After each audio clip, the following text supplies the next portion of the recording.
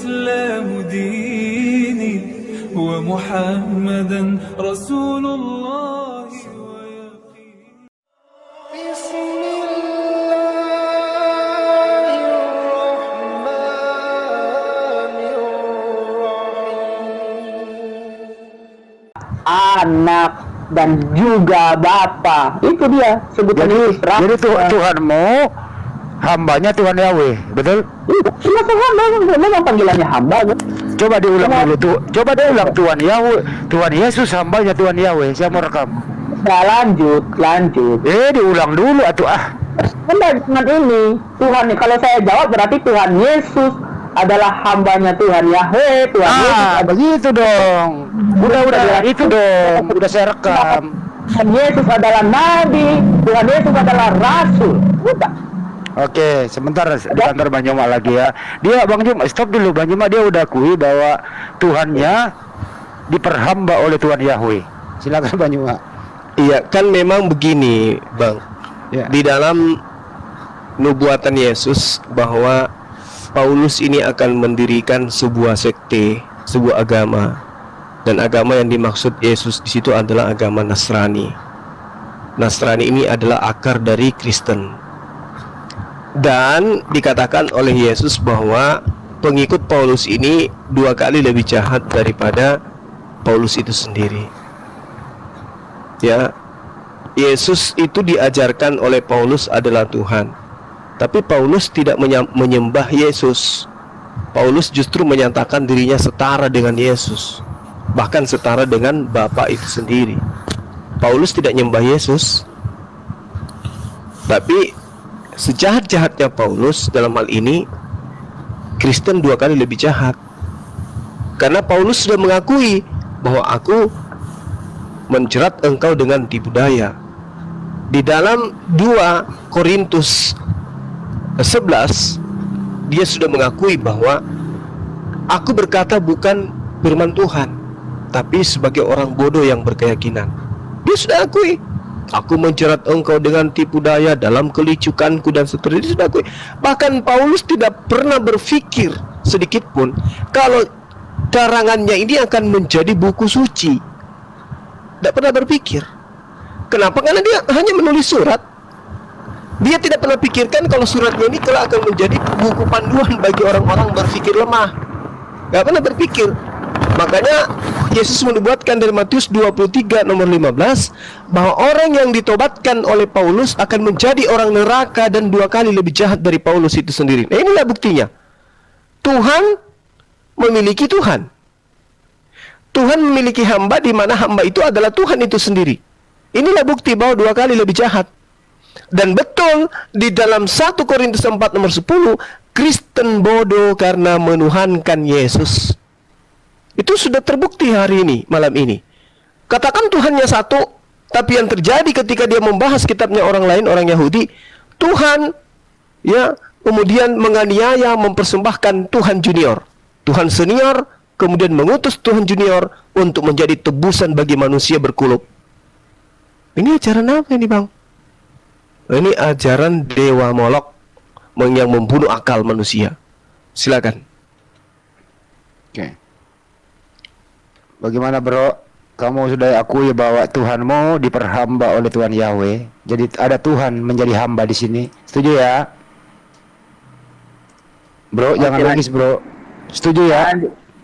Saya enggak nangis. Jangan menghina bro. Ada aku yang nangis. Enggak hina kok. Orang kan kamu yang sudah ngomong Tuhanmu diperhamba oleh Tuhan. Iya, lanjut. Kamu moderator bukan penghina kok. Ayo lanjut. Iya, saya rekam doang. Kan saya mau harus ada arsip.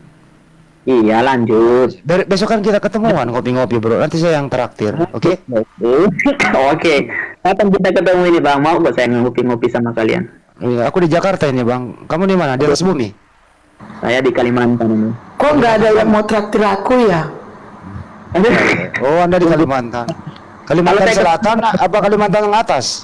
Yang penting kakak nggak berpikir haram kok, itu aja sih. Loh. Oh, Bang cuma kena pelanggaran. Pelanggaran ya? Ntar dia naik lagi kok. Gak apa-apa. Kita ke nomor 12 ya. Banyuma mah udah paham. Nomor 12 ya. Kalau pemimpin itu nampak kok dari cara bicaranya, nampak kok. Tuhan mengatakan kan kita Udah bisa dulu ya, jangan dulu belum ada Berarti Bang Juma pemimpin. belum ada Iya. topik gitu. Masa bukan pemimpin? Kalau kamu ke Jakarta jangan lupa tidak menghubungi saya ya. Kok nggak ada yang ngajak aku ke Jakarta sih? 3 tahun lagi Bang baru ke sana. Nanti kamu nyasar lagi, nanti nyasar di Monas. 3 tahun lagi Bang. Kalau kita terus ketemu diskusi bolehlah saya ke sana kalau kita ketemu. Iya, kamu tiap malam aja ke sini, ada saya kok di sini. Kalau cuman kali ini kita ketemu ya susah Besok juga. Bang Handi tiap hari ke sini. Besok malam kita bahas ya, saya 96 ya. Kan kita ndak ini kan sampai 3 tahun ke depan kan kita ndak tahu seperti apa kaos. Ya tidak 3 tahun ke depan mudah-mudahan kau menuhankan Tuhannya Yesus lah. Amin. Diaminkan dia. Iya nih. Jadi diaminkan akan menuhankan Tuhannya Yesus. Doaan saya sangat mengaminkan. Doa KSI juga saya aminkan kok. Masa orang berbuat baik untuk kita kok. Justru gini loh, kami di gereja itu mendoakan orang-orang. Ya itu berarti kita peduli. Justru kalau kita tidak mendoakan orang itu berarti kita tidak peduli. Bukannya Kita kamu ya udah Banyuma udah naik lagi ya. Baik, kita lanjut ya. Ini terakhir 12 ya. Ya, sip. Oke, Thank you. Baik. Sebab itu aku akan membagikan kepadanya orang-orang besar sebagai rampasan, dan ia akan memperoleh orang-orang kuat sebagai jarahan, yaitu sebagai ganti karena ia telah menyerahkan nyawanya ke dalam maut, dan karena ia terhitung di antara pemberontak-pemberontak, sekalipun ia menanggung dosa banyak orang dan berdoa untuk pemberontak-pemberontak. Kamu aja dulu diantaranya, kok banyak banget sih pemberontakan di sini. Kamu aja dia ngomong bro, silakan. Ya.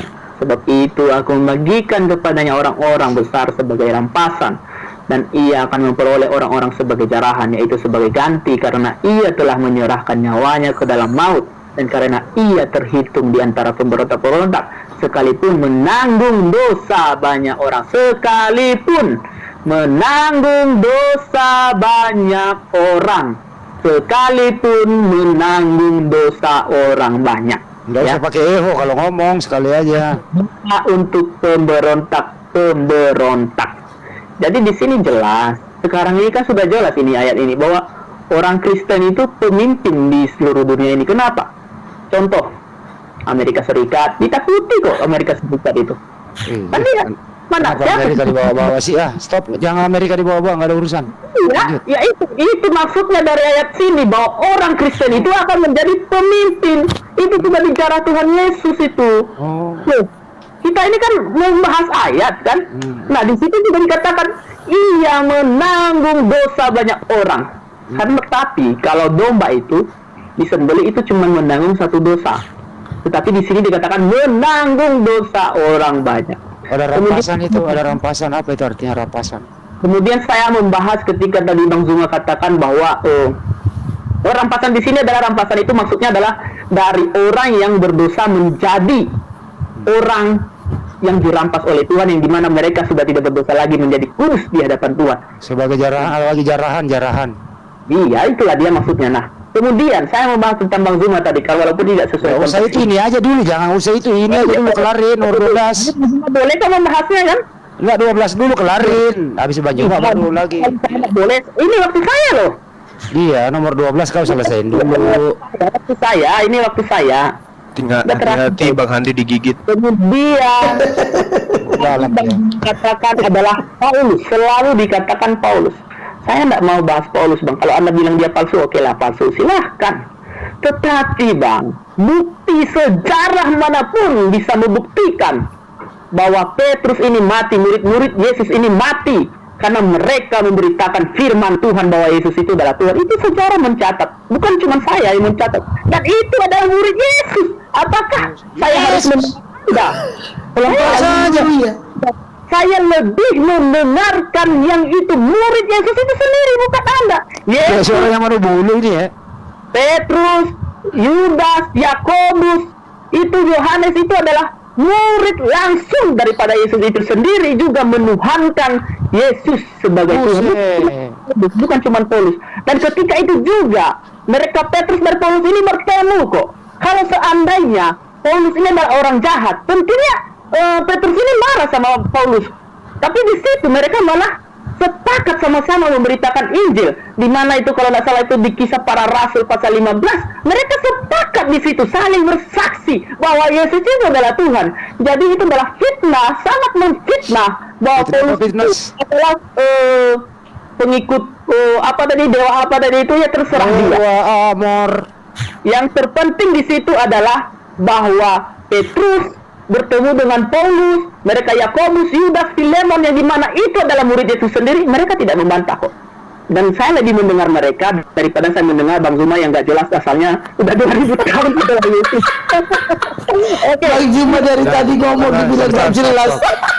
Ya udah ya. Udah belum? Nenek lu Udah ya. pinter. Sebentar. Petrus, Yakobus, Yohanes, dan tidak gitu aja sih. Oke. Udah. Ada diam dulu ya, Bang Juma lagi yang bicara. Ada diam. Silakan Bang Juma. Ada report lagi tadi Bang Juma, akun 1 ya. Di report lagi. Iya, oten-oten di bawah ini. Waduh. Sejak saya bahas Dewa Molok, mereka pada panik semua. Karena mereka menemukan diri mereka pas betul. Kembali ke tema. Anda mencoba untuk menipu lagi bahwa Petrus, Yudas, semua murid-murid Yesus itu ya bersama dengan Anda nipu. Di dalam kitabnya Paulus sendiri dikatakan, Galatia 1 nomor 16. Apa dikatakan sana? Berkenan menyatakan anaknya di dalam aku supaya aku memberitakan dia di antara bangsa-bangsa bukan Yahudi. Maka sesaat pun aku tidak akan minta pertimbangan kepada manusia. Paulus itu tidak pernah minta pertimbangan kepada siapapun, kepada murid Yesus, gak ada. Di nomor 17-nya dikatakan bahwa saya juga aku tidak pergi ke Yerusalem. Dia tidak pergi ke Yerusalem untuk mendapatkan mereka yang telah menjadi rasul sebelum aku. Jadi Paulus mengakui dia tidak pernah kemudian bertemu dengan pengikut Yesus. Tetapi aku berangkat ke tanah Arab dan dari Arab kembali lagi ke Damsyik. Galatia 2 nomor 8. Karena ia yang telah memberikan kekuatan kepada Petrus untuk menjadi rasul bagi orang-orang bersunat. Dan dia juga yang telah memberikan kekuatan kepadaku untuk orang-orang yang tidak bersunat. Jadi kamu bohong dengan mengatakan Paulus itu bertemu dengan murid-murid Yesus. Aku tidak pergi ke Yerusalem untuk menemui mereka yang lebih dulu jadi rasul sebelum aku. Pendusta kamu. Belum lagi ketika diceritakan di dalam Kisah Para Rasul 23 nomor 12. Dan setelah siang hari, orang-orang Yahudi berkumpul dan mengadakan komplotan dan bersumpah dengan mengutuk diri bahwa mereka tidak akan makan atau minum sebelum mereka membunuh Paulus. Paulus ini teroris. Asal kau tahu, Kisah Para Rasul 24 nomor 5 telah nyata kepada kami bahwa orang ini Paulus adalah penyakit sampar, seorang yang menimbulkan kekacauan di antara semua orang Yahudi di seluruh dunia yang beradab, dan bahwa Paulus ini adalah seorang tokoh dari sekte Kristen atau Nasrani.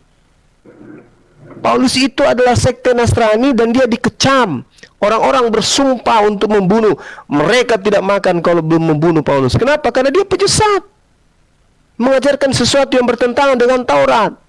Kisah Para Rasul 21 nomor 28. Hai orang-orang Israel, tolong, inilah Paulus, orang yang dimana-mana mengajar semua orang untuk menentang bangsa kita dan menentang hukum Tuhan. Ayo, Paulus itu adalah penentang hukum Tuhan, penentang hukum Taurat. Dan sekarang Paulus membawa orang-orang Yunani masuk ke dalam bait suci dan menajiskan tempat suci kita. Ayo.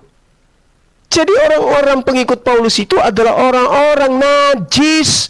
Najis tralala trilili. Ini data di dalam kitab saudara. Kristen itu disebut sebagai orang najis. Oke? Makanya di dalam Galatia 8 nomor 14 dikatakan, orang-orang yang tidak bersunat adalah orang-orang yang hidup secara kafir. Bagaimana mungkin kemudian Anda masuk ke dalam surga kalau Anda kafir? mengambil kitabnya orang seenak perutnya, diterjemahkan, kemudian ditafsirkan itu untuk Yesus, agar Yesus itu menjadi anak domba, agar Yesus bisa disembeli, agar Yesus bisa menebus dosa-dosa kalian. Enak kali kalian. Anaknya orang dijadikan tumbal, sementara anaknya orang siang malam kepada Bani Israel mengajarkan Bani Israel untuk menyembah kepada Tuhan dan mempersembahkan hewan kurban. Kalian datang dari barat, mengambil kitabnya orang, mencocok-cocokkan kemudian, untuk kemudian kalian jadikan Yesus itu sebagai tumbal dosa-dosa kalian. Ini ajaran dari mana kalian dapatkan ini? Ya. Jadi saudara berkat, laknat peringatan Nias, cobalah, ya. Cobalah Anda berpikir dari data. Saudara laknat. Ya, berkat itu kan bahasa Quran, ya. Tidak ada itu bahasa berkat Yunani. Jadi kalau Anda itu kemudian menggunakan akal sehat, tolonglah selamatkan diri Anda. Tidak ada itu Nabi mengajarkan kemudian Tuhan meminta persembahan darah manusia. Apalagi Tuhan datang dalam rupa manusia untuk bunuh diri di atas tiang salib. Tidak ada itu ajaran para Nabi kayak begitu. Tidak ada. Ending daripada pengambilan data-data kitabnya orang Yahudi untuk dicocokkan kepada Yesus, endingnya adalah untuk Yesus diajarkan bunuh diri di atas tiang salib untuk menebus dosa-dosa orang Romawi dan Yunani. Moderator, Sebentar. Itu yang perlu saudara pahami, ya. Kecuali Anda bisa kemudian membantah data saya bahwa Yesus memerintahkan mempersembahkan hewan kurban di dalam Matius 8:4, barulah Anda bisa tegak berdiri di hadapan saya mengajarkan Tuhan minta persembahan darah manusia. Itu tidak akan Anda temukan. Demikian. Jadi kesimpulan saya 10 detik, Kristen gagal membuktikan Tuhan minta persembahan darah manusia dengan mengambil kitabnya Yahudi, Yesaya 53 dari nomor 1 sampai seterusnya, karena Yesaya 53 itu tidak bercerita tentang Tuhan yang mati dibunuh oleh manusia. Demikian. oke, boleh saya Boleh, yang lain diam dulu. Boleh, silakan. saya lanjut ya. Oke, Bang Luma sudah mengakhiri dan saya juga ingin mengakhiri. Saudara-saudara Muslim dan saudara-saudara Kristen, kalian sudah melihat diskusi kami dengan Bang Zuma, dan kalian sendiri menilai saya kalah 2-0, ya. Diakui. Orang-orang Aku juga kalah ya. iya, saya orangnya jujur, Kak. Saya orangnya jujur. Mantap. Saya kalah 2-0 dan Anda sendiri yang menilai setelah itu kekalahan saya itu seperti apa. Kemudian Yesus dibonyok diakui ya. Biar dulu. pendapat saya, Kak, saya selalu menghargai kalian loh. Nah, terkait bahwa tadi Bang Zuma itu memfitnah Paulus itu, Paulus itu yang dikatakannya itu nampak sekali kalau Bang Zuma ini membaca Alkitab loncat-loncat, tidak sistematis, sehingga dia tidak mengetahui secara aslinya bahwa itu adalah sebelum Paulus bertobat. Dia menceritakan dirinya sebelum dia bertobat. Nah, tetapi setelah dia bertobat, dia bertemu kok dengan murid Petrus itu. Ada teman-teman semuanya, nanti silakan buka Kisah Para Rasul pasal 15. Di situ ketemu kok semua rasul-rasul di situ. Saya potong dikit, bro, izin. Yesus pernah ketemu Paulus nggak? Ya, di situ ketemu kok mereka Petrus. Waktu saya Bang Zuma, waktu saya. Nah, ini moderator yang motong dikit. Moderator, dengerin dulu moderator. Oke. Rasul pasal 15. Dengerin dulu, moderator motong. Kan giliranmu nanti nggak apa-apa kok dipotong dikit. Waktu saya dulu. Iya, saya mau nanya, apakah Yesus pernah ketemu Paulus? Saya gitu. Iya, nanti kau pakai lagi nggak apa-apa. Kan lah gitu. Cuma Bang Cuma dipanggil sayang. Bang Cuma normal tahu. Ntar. Apakah Paulus pernah ketemu Yesus? Nanti saya lagi menjelaskan ini. Anda dulu Anda berkata seperti itu. Saya lagi menjelaskan. Oh iya, jelaskan. Petrus bertemu dengan Paulus, dan kesaksian yang Bang Zuma katakan itu tadi sebelum. Ingat bahwa keselamatan itu bukan ditentukan oleh awal, tetapi ditentukan oleh akhir, yang dimana pada akhirnya Paulus pun dibunuh demi memberitakan Yesus sebagai Tuhan. Dan kalau kalian melihat itu di Katolik Roma itu, bahwa Petrus pun dibunuh di sana. Itu sejarah, itu membuktikan. Itu sejarah, bukan saya yang ngomong ya. Bahwa mereka Petrus, mereka Yakobus itu kasihan sekali. Mereka dibunuh karena menuhankan Tuhan Yesus. Jadi saya bukan berkata omong kosong, itu sejarah. Dan kalau kalian tidak percaya bahwa Paulus pernah bertemu mereka Petrus, silakan buka di dalam Kisah Para Rasul pasal 15. Di sana jelas-jelas mengatakan bahwa mereka Petrus itu dan Paulus itu saling memberikan kesaksian. Mereka sama-sama memberikan kesaksian. Mungkin Bang Zuma kurang loncat-loncat kali kan, karena cuma mencari-cari kesalahan Alkitab, ya begitulah. Jadi terima kasih buat teman-teman yang ada di rumah. Kembali lagi, mau Muslim maupun Kristen, silakan kalau mau menjadi panduan kalian, silakan baca Yesaya 15. Terserah kalian. Mau kalian katakan itu bukan membuat Tuhan Yesus, mau katakan itu bukan membuat Tuhan Yesus, terserah. Silakan baca Yesaya 53. Kalian mempunyai logika dan kalian mempunyai iman. Oke? Terima kasih. Ini sudah kalah 2-0 sama Bang Zuma. Haleluya. Ya, baik. Jadi setelah kita membaca Yesaya tadi, moderator simpulkan. 1, Anda kalah 2-0. Kedua, Tuhan Anda bonyok. Kedua, Tuhan Anda mempunyai hamba, diperhamba oleh Tuhan Yahweh. Dan Tuhan Anda diseret-seret, Tuhan Anda dipersekusi, Tuhan Anda diremukkan. Jadi Tuhan Yahweh meremukkan Tuhan Anda, dan seterusnya dan seterusnya. Boleh nggak Anda terakhir nih sebelum kita tutup? Boleh ya, dikit ya. Itu Paulus itu matinya seperti apa, bro? Udah, lanjut aja. Ya, saya tanya Anda dulu sebelum Paulus itu matinya seperti apa? Tapi saya menyiapkan data dulu. Udah selesai, saya udah mengakhiri kok. Saya kira apa tadi? Kalau bertanya lagi berarti melanjutkan itu. Nah, kalau begitu silakan Anda meninggalkan arena dulu. Terima kasih atas kunjungan Anda yang baik ini. Semoga Tuhannya Yesus memberkati Anda. Oke, terima kasih Kak Hos, terima kasih Bang Zuma. Mohon maaf kalau ada kata-kata saya yang salah, dan ini Oke, saya juga kalau ada candaan yang berlebihan sama saya juga minta maaf. Pada akhirnya tujuannya adalah untuk menyelamatkan kita dari kesesatan, kan gitu ya. Lanjut. Untuk keselamatan orang Kristen, dan kami pun mungkin adalah untuk keselamatan Walaupun pada akhirnya nggak selamat ya. Iya, dan juga Bunda Rahma, Handi Celebes di sini. Saya berterima kasih buat kalian semuanya. Saya senang kita berdiskusi sehat, dan saya berterima kasih. Ini sudah malam juga karena besok saya sebagai pekerja buruh ini. Jadi kerja di mana, bro? Kerja apa, bro? Saya pengusaha galon, Bang. Oh, pengusaha galon. Kebetulan saya ahli galon. Mau nggak kita kerja sama? Boleh, Bang. Nanti kalau kita ketemu terus boleh kok, boleh ya. Terima kasih ya buat. Kamu di Samarinda apa Balikpapan? Saya di Kalimantan Barat, di Bengkayang. Oh, Bengkayang. Kebetulan Bengkayang itu teman saya banyak di sana. Serius. Oh iya. Iya, besok bulan depan saya ke Bengkayang. Boleh kok, kalau ketemu boleh, main di rumah juga sambil berdiskusi, ya boleh. Tapi jangan nimpuk saya pakai galon ya. Nanti nipu sampai bonyok. Cukuplah Tuhannya yang bonyok, jangan saya yang dibonyokin. Bahkan ya kalau saya ada salah ya. Oke. Iya, sama-sama saudara. Oke, selalu menaikkan saya, terima kasih banyak. Itu adalah sebuah penghargaan juga buat saya, terima kasih. Besok malam kesini lagi, bro. Ya kalau nggak ada kesibukan kita bisa gitu. Okay. Ya kan pagi bisa isi galon, malam istirahat. Kita harus mengerjakan tugas yang lain. Oke. Terima kasih ya. Haleluya. Iya. Galon di Medan itu pom bensin loh. Bisa dikasih Bang Juma dulu terakhir. Bang Juma, silakan Bang Juma menanggapi resume tadi anak ini. Iya, pada dasarnya saya melihat ada ruang kemudian yang ya bisa jadi kalau beliau rajin belajar dan ikut dialog-dialog seperti ini, apalagi dia tinggal di Kalimantan, ya bisa jadi dia dapat hidayah gitu ya. Betul.